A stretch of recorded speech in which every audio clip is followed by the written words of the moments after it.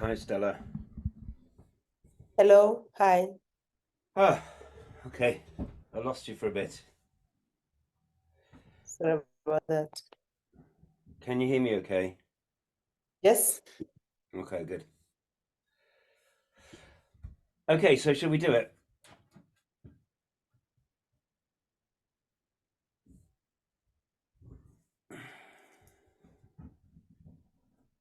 Okay, so we're going to do an interview now about um we want to help tell a story about permaculture, and we're doing this on request for the Permaculture Association and a little bit of funding that we've had from the, I think it was the Joseph Rowntree Trust or Foundation.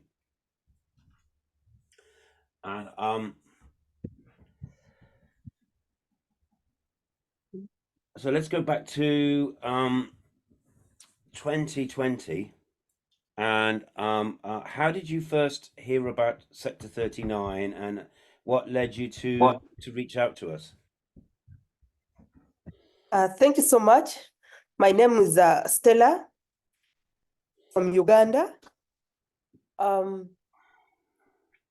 first time to hear about permaculture was from a friend called Akeloviki, but I didn't know so much what permaculture was about. But to me, what I wanted to do was I wanted a place to do my internship. I wanted an organization that could host me to do my internship in their place of work. So being a person with a background in research, I felt I could contribute to the host organization that would take me in the research desk. So she told me, let me give you a contact information of our director for Sector 39. And you never know, he could give you space to do your internship. I said, thank you. So when she gave me the email address of Steve Jones, right away, I sent an email. And I asked for a place of internship through that email. So I remember I was asked to send my details from the university and the letter from the university, if it was there, that is requesting me to do internship, which I did submit. It was stamped from the university. So within 3 days, I got a feedback and it was a yes. So I was extremely very happy and lucky to get my internship place within a short time. Meanwhile, other students took time to look for places of internship. To me, it wasn't about the size of organization, but it was about, can I do something? Can I put into practice the skills that I have gotten at school?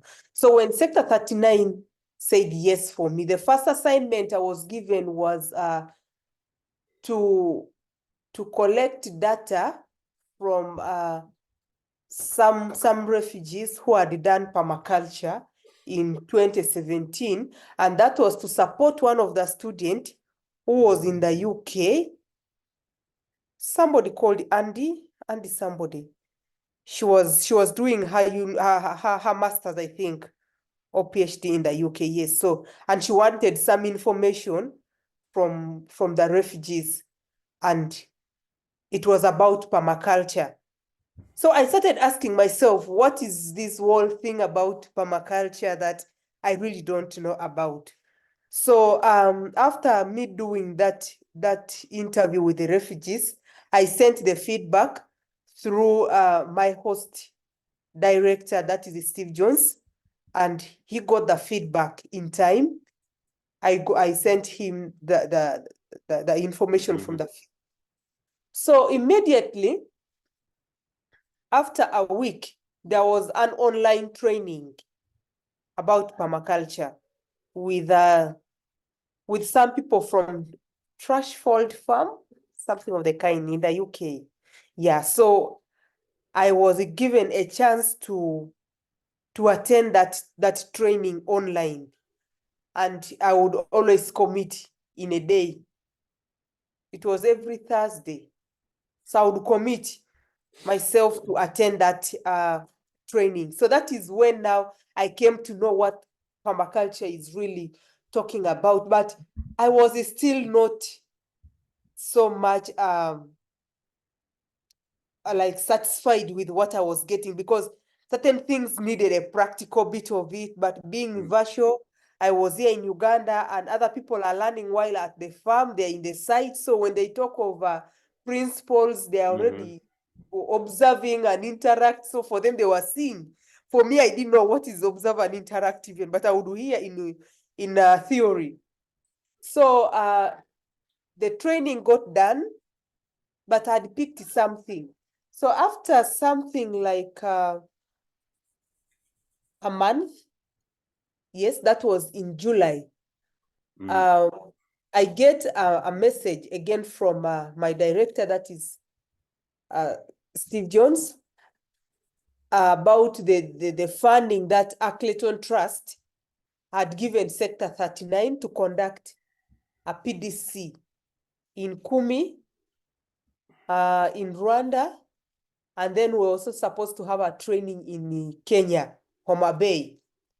But that training did not only, that funding did not only help that, it helped also another team of Ramadan, that is a Bugiri team.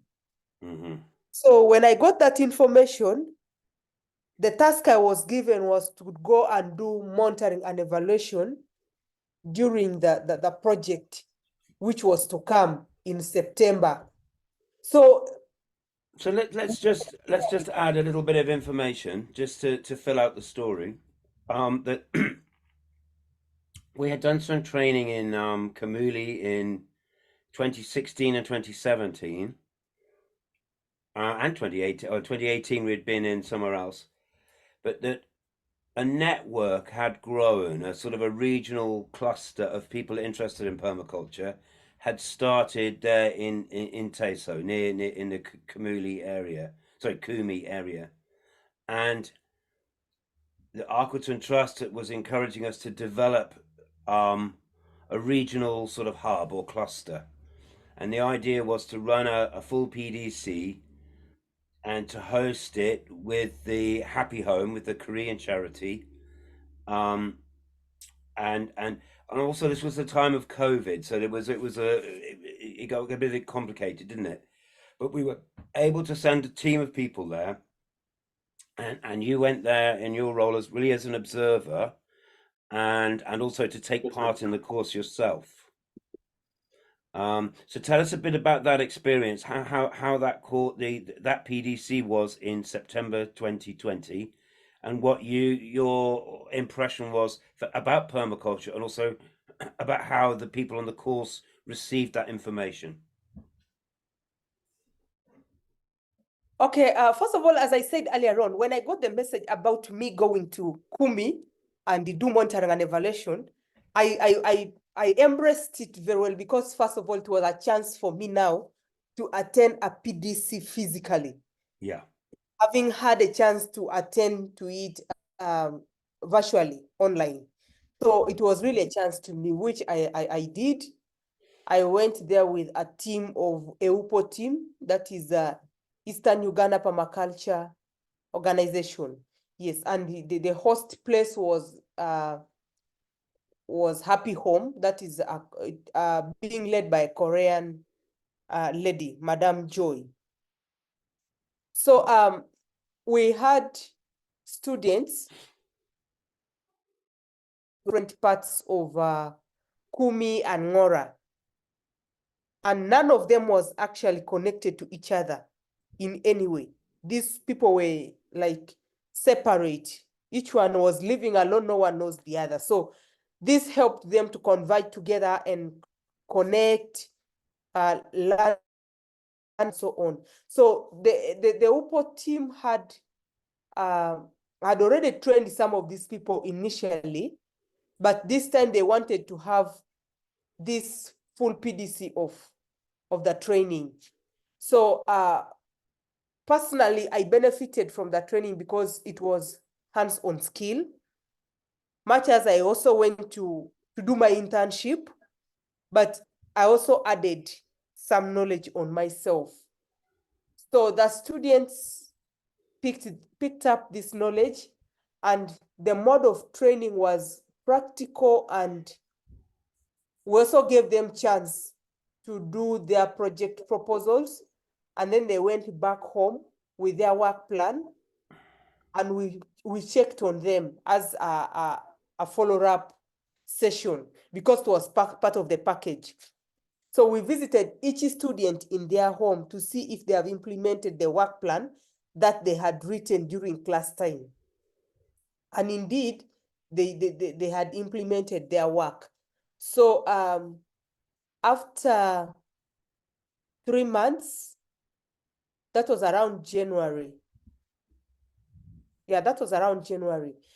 We had a visit to these students to see how far have they gone with what they learned from class as the first trainees. But to my surprise, a certain section of students had already made an extra mile by teaching other people around them on what to do. Because when they went to their communities, each of them displayed different things that people had never seen before. For example, there is someone who was called Mr. Echat. As he was digging these double dark gardens, someone said, "This man is a witch. He's digging 2 graves for him and his wife." And they were dug just next to the road where someone can easily see. They were visible. So whoever would pass would see, and they would ask, what is really going on with this man? But that did not stop him from doing what he wanted, because he knew it was something very important for him to do. So when I went to his home, I got these double dark gardens, and he had put, the first time I went, there was nothing inside. He was still preparing them. That was his work plan, to go and do double dark gardens. And then he did swales. He planted vetiver. He had already made his compost, the compost heap.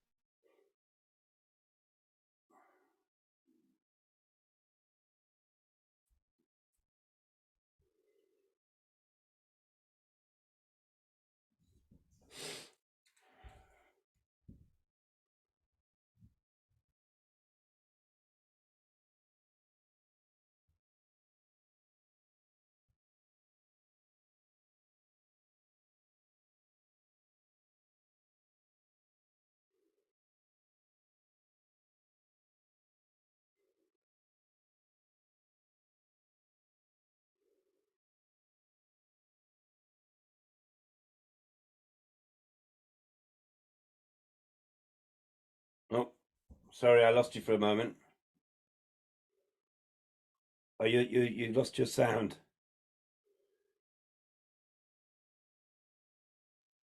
Yeah, Okay. thank you. That is the problem with internet up country here. Sure. Yeah. So he had already planted ginger in that double dark garden, and he was preparing the next one to plant again, turmeric, something of the kind. Yeah. Yeah. And a lot of things had changed in his compound. I got he had eaten tomatoes all over those three months that I was absent. He had already eaten his tomatoes, and a lot of things, skuma wiki, a lot of green vegetables put around the compound. So we can be Also, clear that these were significant behavioural changes that the students were doing. These were things they weren't doing before. Exactly. So to them, it was something they were so eager to put into practice, because immediately after class, they went into it. Yes.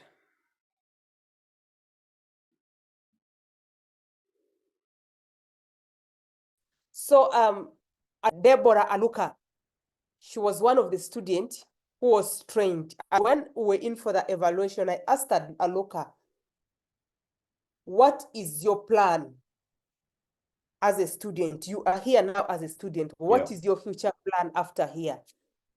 Deborah Luka told me she's interested in becoming a permaculture teacher. I asked Mr. Okoda and Patrick the same question, and he was also interested in doing teaching of permaculture. So when I did the follow-up, indeed, they did exactly as they said. Deborah Aluka had already influenced over 400 households in his village. First of all, constructing Lorena stoves. Yeah.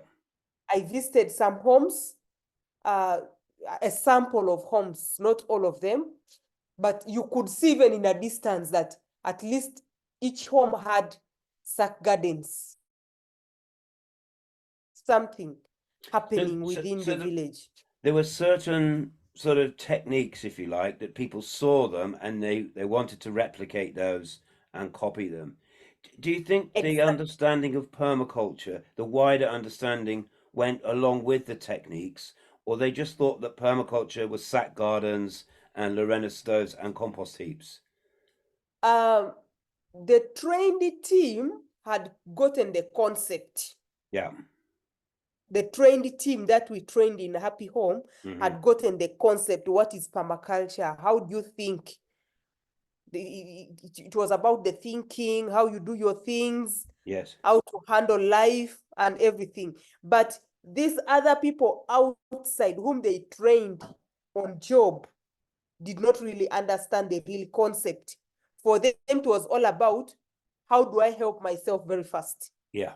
So to them, they would look at what are we doing today? Oh, we are going to dig a swale. And they would also go to their homes and dig it. They would see from maybe Deborah's home, they're saying produce no waste. Deborah had trousers, oldie trousers, having green vegetables on them. Yes. And then t-shirts, sacks, pots, broken basins, and so on. So even the neighbors went and did the same. So it sort of helped them to conserve the environment. It was eco-friendly. But for them, they didn't have a deeper understanding like Deborah could have. Yeah. All the other people who were trained. So after that training, after the visits, So it was this was in sort of January, February 2021, wasn't it? So they a few months after their initial training. yes, Yeah. yes. So we had another lockdown. We gave students time to do their work again as we continued monitoring them. So COVID came and there was no movement. Everyone was locked. But surprisingly, the president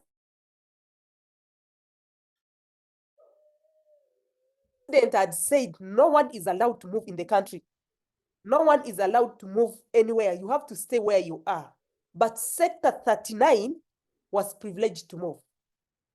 I moved with a colleague called Joseph. We were on a motorcycle, and they were not allowing people to be two on a motorcycle. If you are one, you should be one. But if you're going to the center to buy food for yourself, for your family. But there was nothing like you're carrying someone somewhere, unless you're going to the hospital. I remember vividly that afternoon, I went to take the seeds. Sector 39 had thought of how to support their students during the COVID-19 period because it was really so hot and they were not allowing them to move anywhere. They could not access the farm tools. They couldn't access food. Buying food was expensive. Getting seeds was hard. And actually all the things concerning life were difficult. So I managed to go to Kumi through the help of Sector 39. And we had bought hose. We had bought fork spade for turning compost. We had gumboots. We had seeds. And we had identification tools. For example, I had overalls that were to be given to all these people who were trainers. So personally, I was on an overall, and it was having I was having a mask. We also provided masks, Sector 39 printed masks So from Kampala. do you think that was important, that the reinforcement of with things like the t-shirts and the hats and to build a sense of belonging? I mean, that seemed to be something that was quite important for the members. Yes, as I said, during that time, it was really difficult to identify who was who.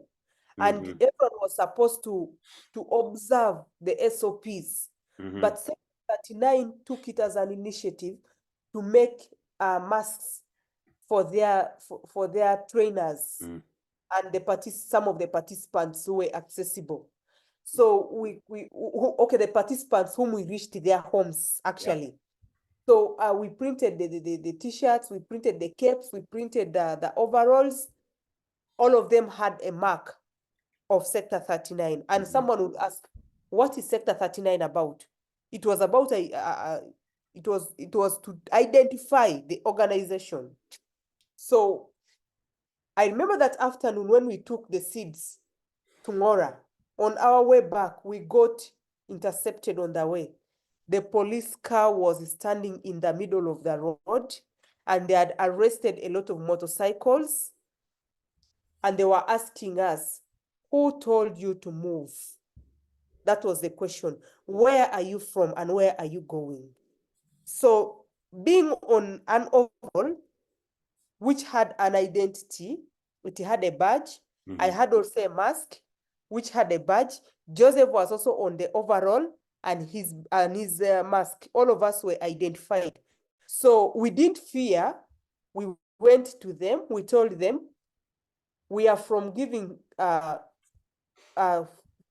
seeds, farm tools, some gumboots to some of our trainees within the villages so that they can help themselves within the village to train people during this trying moment, because they will not be allowed to move from one place to the other. In one way, we are trying to stop the spread of COVID-19, because if Deborah is able to train people within her community, within her village, she has a mask on herself, she has an overall, she has gumboots, and she's able to move within the village only, meaning that no outsider will come in to bring COVID-19 to that village. So it was really a yes for Sector 39. And So, the so police, we were kind of fortunate that the police could see the logic of what you were doing, that you were reinforcing this, and you were enabling them to continue by providing the masks and so forth. exactly. Yeah. Exactly. Okay. So, So Sector 39 had done, in fact, 3/4 of what they were supposed to do, okay, in those areas. So it was beneficial not only to the people of Ngora and Kumi or the trainees, but also to the government, to the Ministry of Health, because by curbing the spread of COVID-19, these people were able to survive during that time. They were able to produce food within home without going to the market and get mixed up with other people. Okay. So let me now ask a couple more questions, which is, so here we are now in 2024. It's 3.5 years now since that training was given at Happy Home, and you've just recently been back to Kumi and you've met with the members, and they've formed their own regional group, which they've called TAPA. Do you want to just say a bit about your impressions this time about what's been the longer term impact then from this training, and yeah, let's just think about that now. And what were your impressions, and what did you see that's actually happened? What changes did you notice in when you went there? Thank you so much. I will start with the students, though the change did not only happen to students, it was even in me as a human being. Yes. Well, tell us about that too. Yeah, to start with the students, when I went back to Kumi this time, Actually, I've gone back to Kumi now something like 3 to 4 times or 5 even, several times I've visited them. So when I went back, I realized there was a behavioral change because when I interacted with Patrick Okodan, told me, I asked him, are these people you are training? Because I was interested in finding out the work these people do, whom he trains. And most of them, surprisingly, were young people of age 16, 17, 18, those are the young people. But most of them were engaged in taking drugs, They were so much involved in drug abuse. They were criminals in the community, stealing people's things, raping people's women on their way, They were doing wrong things under the influence of this drug abuse, taking a lot of alcohol all the time, being redundant in the centers, playing cards, and so on. So when Okoda and Patrick got this information, he went back to his community. Even dry season, Okoda and Patrick could go deep down in the swamp where there is water, and they would raise beds there with these students and have these green vegetables planted, of which they did the sales together with these students. At the end of the day, the rate of drug abuse reduced, so we had behavioral change. The rate of criminal cases reduced in that area. Most of the parents were happy that at least now their children stay home doing a lot of productive work other than just playing games, Yeah. in the center, speaking, and so on. That was for the side of Okoda and Patrick. There was economic change because most of these selling their food crops went in surplus. They would sell some of them so that they don't get spoiled, and they would get some money for those to help them pay the school fees and so on for other people. So it is something else that was really something very important for them. So after the the training, there was also something like a savings group. These people had started savings in groups. They would convert together, have savings together, It was something that helped them stay together as a team so that they don't really, as permaculture says, you integrate. So there was a lot of integration. But we shouldn't underestimate the power of nutrition improvement in these communities. Because of having enough food planted even during dry season. Normally in Teso, dry season is really dry season. It's extremely hot and you cannot see anything green. But after this training, these students were able to supply green vegetables to the hotels around, to their homes, to the communities around. People would come and buy in their homes. Okoda and Patrick could even supply passion fruits to Kumi Hotel. I think we also took some of that juice sometime back. Yes. We bought it unknowingly. It was from Okoda and Patrick. So yeah, it was from our student. And that was really something that made me happy. So the nutrition status of those people changed. Yeah. It wasn't as it used to be before. The sicknesses reduced because most people were there eating all the time meat, They don't know that it is important to have green vegetables at home. So for them, they thought it is good life to eat meat, So when they started developing issues like brucellosis and so on, so having green vegetables around sort of reversed that, Yeah. But at the same time, when I went back this time, a group had developed, one of the students called Deborah Aluka developed a group. She started training farmers, first of all, within her community. Before we knew, she trained some parents, the parents of Vienna Primary School within Ngora. She trained them. and parents would turn up in big numbers, 60, 90, different days. And she would train all of them. So it was up to each parent now to go back home and do all those things. And of course, it is hard reaching all those parents to evaluate them. It becomes difficult. It is resource training. Yeah. But Deborah could convert all of them and train them in one place. But not only that, she still went ahead and developed a group called the TAPA, Teso Advanced Permaculture Session.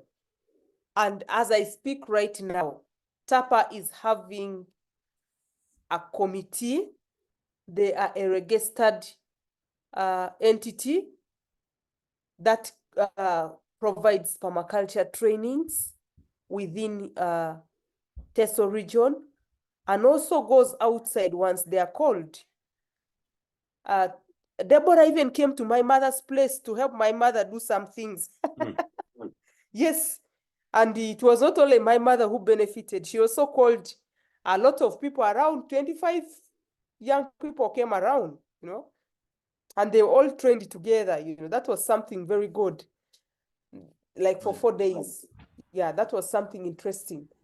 And they still want to go back and do something because 4 days was not enough. That was just, Yeah. So as I speak right now, we have TAPA, which is not for only one village. It has TAPA is having a team from Serere. Then there are five other teams again within Ngora.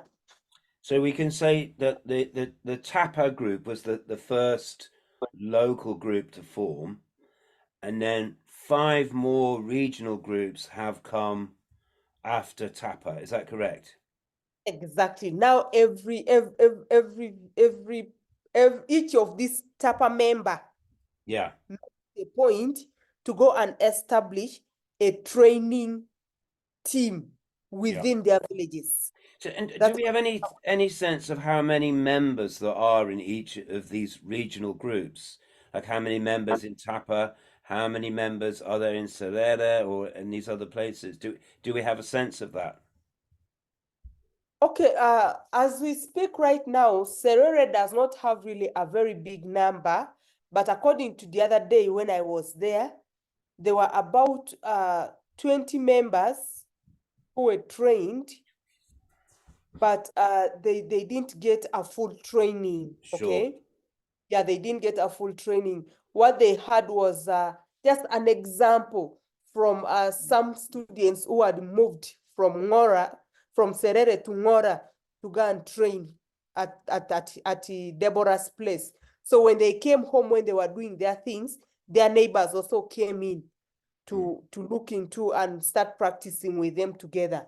But they really want to have a session where the TAPA group goes fully and camp in Serere to train those people like for 1 week before coming back.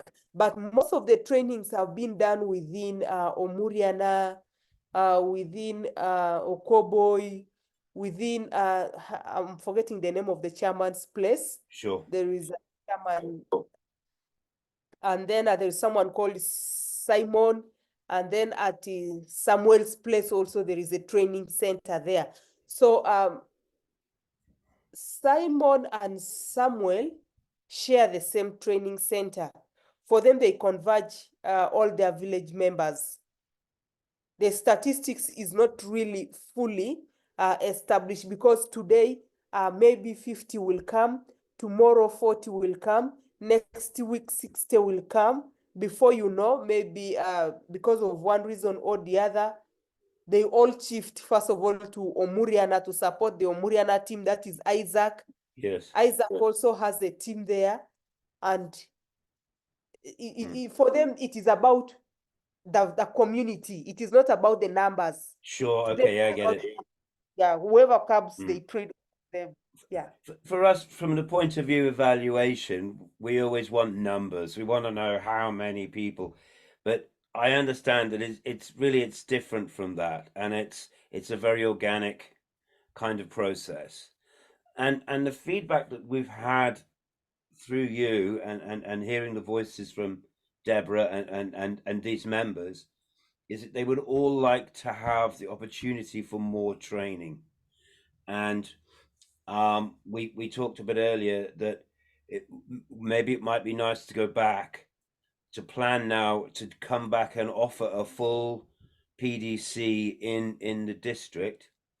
And but I'm wondering how we might do that in a way in which we can reach, a really good spread. And we also understand that it's very easy to create jealousies and little imbalances if we favor one person over another, even if that's just happening by accident. So I think my final sort of questions are about, we've experienced a lot. We've come quite a long way we're with you. It's 3.5 years, coming up to 4 years now. And I thank you very, very much for being consistent and reliable over that time. And it's been really wonderful to see you develop as well, Stella. Um, and I think our challenge is to understand what we've been through and to think about how we're now going to build on it. So, interested to know any thoughts that you have about what we should be aspiring to if we were able to perhaps raise funding to come and do a really good training again. What kind of thoughts do you have on that? And what lessons do you think that we've learned? And what lessons have we failed to learn? And, the things that we've not paid attention to. So, interested to hear your thoughts about on that. Thank you so much. Earlier on, I had hinted that that training of Happy Home did not only benefit the students. I told you that it benefited even me as an individual, and I would really be so happy to share about my personal experience on the permaculture journey that I learned. First of all, I should say thank you for the opportunity, and I should acknowledge all the people who have supported me during this journey. Steve Jones, you supported me so much. Before I know, you connected me to Moragambo, and she sent me to Kenya to do an evaluation for her. That is at Kakamega. And then before I know, I get connected to Robin Williamson, rest in peace. She passed on last year, December, yeah. So which gave me also a chance to go to Nachi Valley to meet the refugees. Yeah. So I should say that my journey on permaculture has really opened up my mind and has given me a different kind of thinking on how to approach certain things. First of all, let's start with personal life. After the permaculture training, I realized that there are certain things that we can do as individuals on our own to help ourselves without telling another person to help you. Okay, so meaning that the permaculture thinking helped me in regenerating my thinking capacity. Like I should be able to think alone the way a plant can grow after you removing one leaf, another leaf sprouts. So that is the way permaculture has made me think. I don't have to sit down. I should always be thinking in whatever I am doing. After that permaculture training, I sat myself down and asked, a lot of things are happening in the world. A lot of money has been put into projects. A lot of money have been stolen in the names of responding to certain issues. And yet, here is permaculture, which is training us to use small and slow solutions to solve problems, however big they are. So when I look deep into that, I was just a student of development studies, that is in Makerere University. So after my graduation, in fact, Sector 39 helped me, okay? Sector 39 helped me even during my graduation and registration. I should acknowledge that. there was a sense of people's care. I realized there was a sense of people's care as one of the principles I was cared for.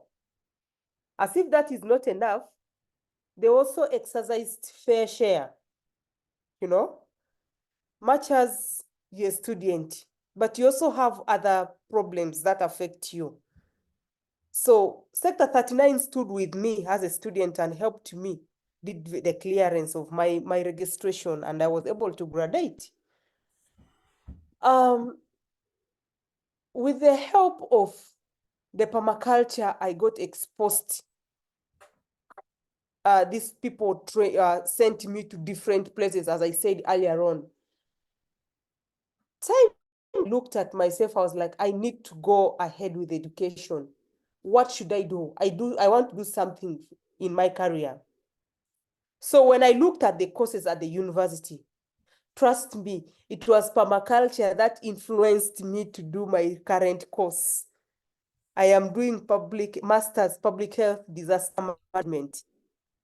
And it was purely about implementing permaculture principles. Nothing beyond that. If you followed anything that permaculture does, meaning you're able to be a good disaster manager, you can solve any issue in your community.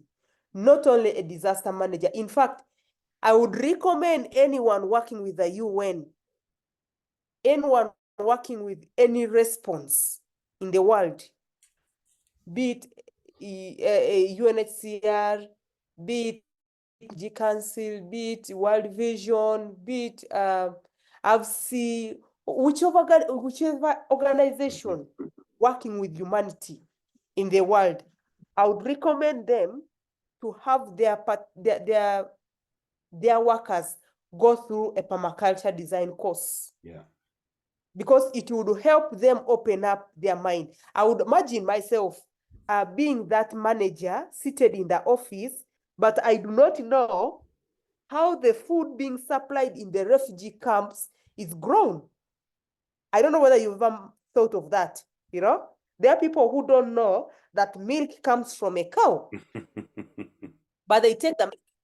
They don't know that cheese comes from the milk, but they eat cheese, you know? So I wanted to be that disaster manager that is oriented in practical things. Even if I'm seated in this office, I know her. These refugees need food within 2 weeks. So what do I need to help them with? Much as food from UN is delaying to come, I should be able to help them with the seeds as a way of growing their own crops so that they can be eating to supplement on what we shall give as the UN. That is what came into my mind. So I was like, wow, I think I'm in the right place. So it influenced me to do the current course that I am doing. And Sector 39 has supported me in this journey as well. I shouldn't underestimate that. It is something that we are doing together as a team. My own vision, I am thinking of how do I contribute to Sector 39 and how do I contribute to the community around me? One, I talked to Deborah. I remember telling you that Mora gave me some money in the village, and Deborah went there. I remember communicating that to you. Yeah, so I shouldn't just be eating from here while people in the village don't know what is going on, you know? And they're just hearing, oh, she has gone to Kenya, she's doing permaculture. But what about in my own home? What am I doing? Is there anything, you know? Yeah. So my plan is that I need to have a hub as an individual in time to come. I want to have a training hub for permaculture. But at the same time, I do support Sector 39 as an organization to do monitoring and evaluation. That is a way of giving back to the organization because they have really moved with me a long way. They have never left me behind. We have always moved as a team. Currently, we are planning to have a training for nutrition, the nutritionists. Those are the nurses working in Adjumani district within the refugee camps. Yeah. We believe So, through reaching them, they would reach the refugees in the camp. I mean, I think this is a really important point, is that Uganda has welcomed very many refugees into the country from South Sudan, from Congo, from Rwanda, from Ethiopia, from many places. I mean, I think there's 8, 9, 10 countries represented in Nachivali.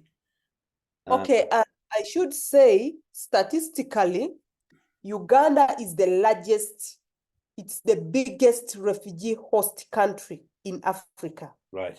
Okay. Worldwide, it is the third largest country Number to host. 3 in the world. Wow. So these are We host, very, very important things to be talking about. Like there's a very large populations of very vulnerable people, exactly, and what you learn, what you see in the refugee settlements is lots of non-local resources being brought to them, and the realization that they have to generate much of what they need from within, and permaculture can kind of give us a way to do that. exactly. We have 15 million refugees in Uganda, 15 million No plus. way. Yes, 15 million. 15 million plus refugees. Currently, we are still having an influx from South Sudan, and they are not yet being counted. The 15 million we are talking about is the previous statistics. Yeah. So we hope to go beyond So it's that. growing. So that's a nation within a nation. You have a Exactly. nation of refugees, of displaced people. Exactly. And you know, with climate change, with resource depletion, you know, this is going to be the human experience is relocation. It's going to be much more common. Exactly. And so within the context of your studies about disaster relief, I think these are incredibly important ideas that your insights that you're gaining and you're sharing with us. Yes. Adjumani alone, the host community, is the same number with the refugees. Wow. They are having the same number. Mm-hmm. Both of them are in 2000. Now, you cannot separate the host community from the refugees. You can't. Meaning, anything that the host communities are doing, the refugees also need to do if they need to cope up with the current life. Mm-hmm. Economically, most of these people are not doing well. And UNHCR report shows that most of the rural refugees are economically unstable. Now, how can we help these people within a short time to help themselves as well? Because we want to look at personal development. We want to look at a sustainable way of life for these people. Mm-hmm. Yes, we say that food is being supplied to them, but as we speak, the funding is getting smaller each and every time. The donor community is also facing challenges getting money right now because economy everywhere is hard. It's not only in Uganda. Now, if we brought permaculture on board, I say Uganda itself needs permaculture fully in every part of the country. Because even without the refugees alone, we are facing issues. We have good climate, yes, but we do not have enough knowledge on how to do our own things. So meaning we need help. We need someone to put us right. And we know because of your feedback and evaluation that all of the students, the people working with permaculture, they ask us always for the same things, which is they want seeds, they want tools, they want gumboots, overalls. They want the work clothes, and also that they need some transport for them, and they would all like to learn more and to see more examples. Is that correct? That's what I hear. Exactly. It is true because, first of all, I want to give an example of, let's say, Kenya, because Sector 39 has not worked only in Uganda. It has worked in Kenya. It is working even in Rwanda as we speak, in Intare. Tilling a place in Homa Bay is very difficult. You cannot do tilling. So these people needed a technology to help them do tilling within that area because the place is stony. There are stones all over. Mm-hmm. I was impressed when Ramadan took some students to Kenya for a tour at Homa Bay, and the experience they had was to go to that place where exactly I went, and they were supposed, first of all, to collect stones from the garden and then begin digging.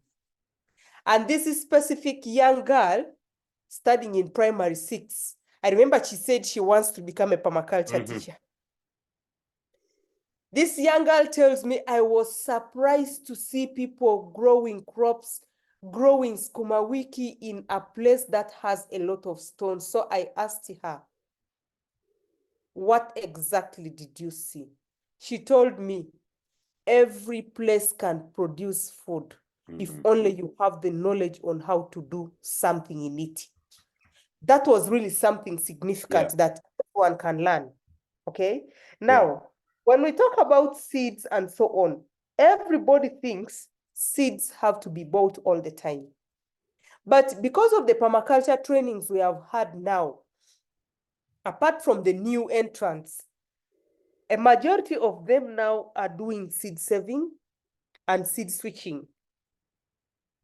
And it is the habit that we are encouraging now for each and every member. However, some crops don't do well in some areas. That's when they will require a new type of crops or seed to be put in that place. And as I said, some farm tools work in some place compared to others. Like in that stony area, you need a fork hoe.